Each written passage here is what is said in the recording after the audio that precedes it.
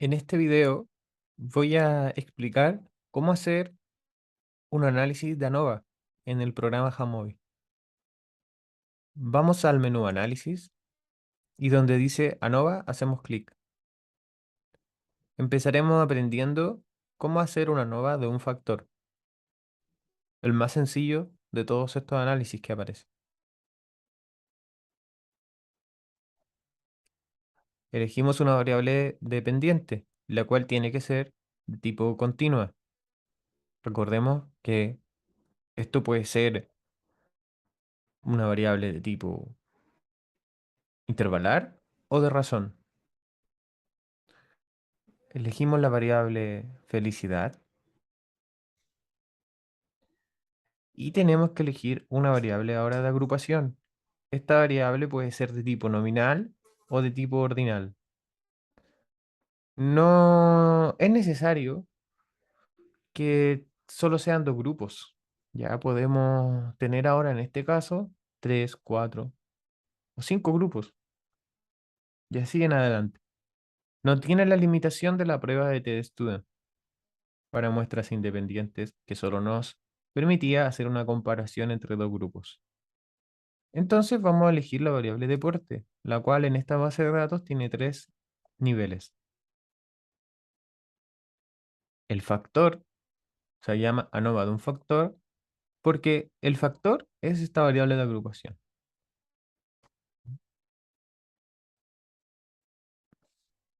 Si nos fijamos, nos aparece de inmediato los resultados. Y en estos resultados nos encontramos con el p-valor, el estadístico f o f de Fisher, los grados de libertad 1 y grados de libertad 2. Los grados de libertad 1 se relacionan con la cantidad de grupos que estamos comparando, mientras que los grados de libertad 2 se relacionan con la cantidad de casos. El p-valor tendría que ser menor a 0,05 si queremos rechazar la hipótesis nula con un nivel de significancia de un 5%. En este caso, no podemos rechazar la hipótesis nula, por lo cual no podemos rechazar la hipótesis nula de que no hay diferencias entre los grupos. Respecto a la variable felicidad, si nos damos cuenta, viene marcado por defecto no asumir las varianzas iguales, ¿ya? Pero veamos, comprobando los supuestos, si es que las variables son iguales o no. Comprobación de supuestos. Hacemos clic en prueba de homogeneidad. Esto nos permitirá evaluar directamente si las varianzas son iguales o no. Se hace la prueba de Leven, igual cuando la hacíamos en la prueba de TestStudent. Y nos encontramos con que el p-valor es de 0,34. Es decir, no rechazamos la hipótesis nula. Por lo tanto, las varianzas serían iguales. Cambiamos entonces estas opciones. Ahora podemos asumir varianzas iguales.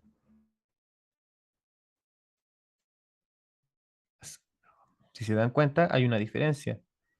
Nos habla de un test basado en Welch y otro en Fisher. El de Fisher es el que se asume las varianzas iguales. Nos damos cuenta entonces que el p-valor es menor que en el test de Welch.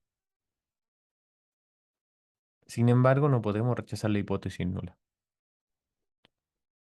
Acá podemos notar algo, entonces podemos reflexionar respecto a la importancia de evaluar una prueba de homogeneidad de varianza. Es conveniente entonces asumir la igualdad de varianza cuando tenemos evidencia respecto a aquello, porque el p-valor es menor. A lo mejor, en otro caso, no hubiéramos encontrado que no asumiendo varianzas iguales, ocupando el test de Welch, no rechazaríamos la hipótesis nula. Pero si ocupamos el test donde sí se asume y se mantiene ese supuesto, y tenemos evidencia, sí se rechazaría, porque el valor hubiera sido más bajo. Por eso es siempre importante comprobar los supuestos y si nos quedan dudas, hacerlo ambos tests para sacar una conclusión fundamentada en distintas evidencias. En este caso, entonces, no podemos afirmar diferencias entre los grupos. Podemos elegir acá donde dice estadísticas adicionales y vamos a ocupar tablas descriptivas. Nos damos cuenta que en el grupo que hace cada semana deporte, la media es de 19,14. En el grupo que hace una vez al mes de deporte, la media es de 18,98. Y en el grupo que nunca hace deporte es de 20,66. Recordemos que entonces acá la variable felicidad la estamos intentando ver si varía de acuerdo solo a una variable, pero no estamos teniendo en cuenta las muchas otras variables que podrían estar incidiendo en la felicidad de las personas y que además podrían estar relacionadas, por ejemplo, con el deporte. Para terminar, veamos las gráficas descriptivas. Igual que en las pruebas T, nos aparece en un gráfico basados en los intervalos de confianza.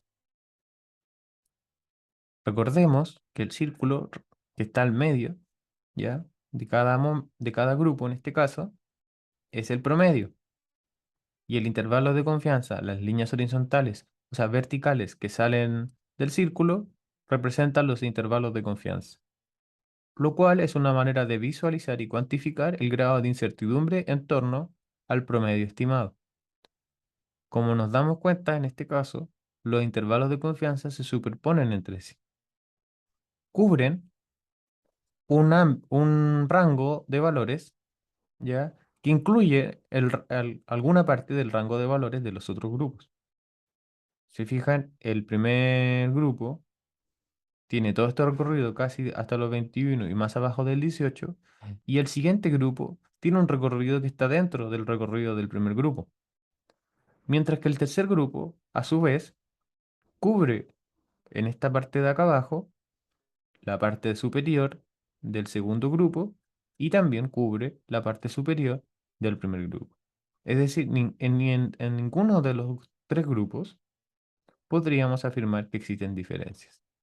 La prueba de ANOVA con el estadístico F nos permite saber si hay al menos una diferencia entre los grupos. Al menos. No nos dice específicamente dónde está. Luego nosotros con este tipo de gráfico, en el caso que hubiera un valor que nos permitiera rechazar la hipótesis nula, podríamos ir al gráfico y identificar específicamente dónde están las diferencias.